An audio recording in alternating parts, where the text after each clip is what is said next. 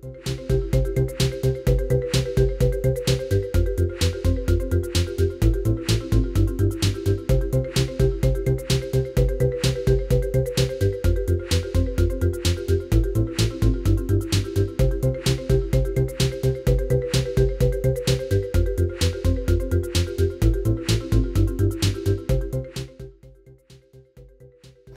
you know, it's kind of nascent. It's a baby industry. You know, social CRM is even a category, so to speak, didn't exist 5 years ago. There was discussion about social media, and there was discussion about the customers changing, and you know, things along those lines were occurring. But the idea was CRM was still CRM, and social media was social media, and never the twain shall meet. And then the twain met, right? So what happened was, there began a much further discussion, but the discussion still is ongoing. I mean, we didn't even define the category till a year ago, maybe. And now, what you're seeing is the technology vendors such as Lithium are moving into the space. And on the traditional side, the larger enterprise guys say, you know, the Oracle, SAP, Microsoft types are moving into the space.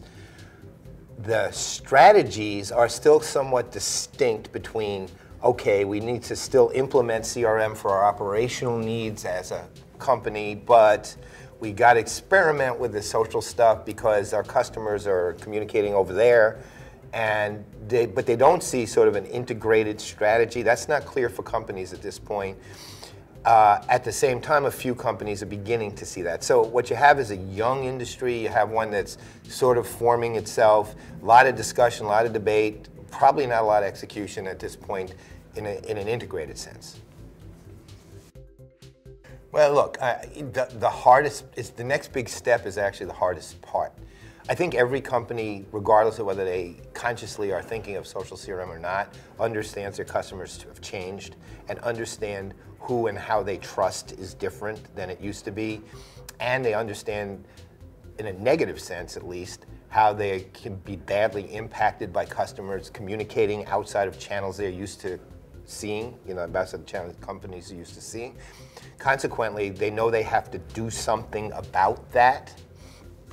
But in order for them to do something about that, meaning even to just simply react to the negative side, much less do the positive things, they have to understand and be willing to cede the control of the conversation to the customer going on out there, which says, unlike the past where companies would push messages, would drive the channels that the customers needed to communicate with them on. So if, for example, on a customer service thing, you called in, right?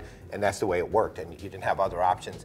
Now, the company has to go to the channel, actually communicate with the customers in the channels that the customers want to communicate in.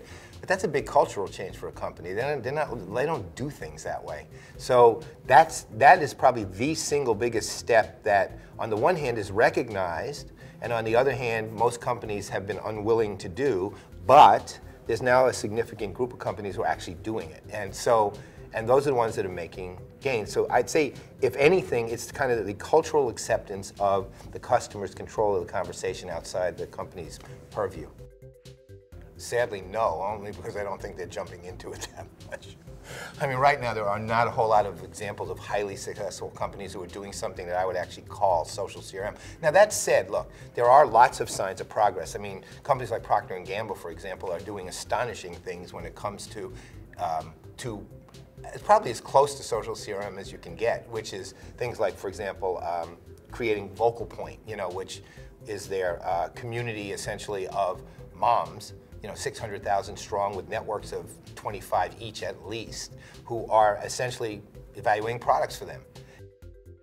Well, companies do realize that they have to actually have to cede control of the conversation to the customer now, and that means communicate with them in channels outside their norm.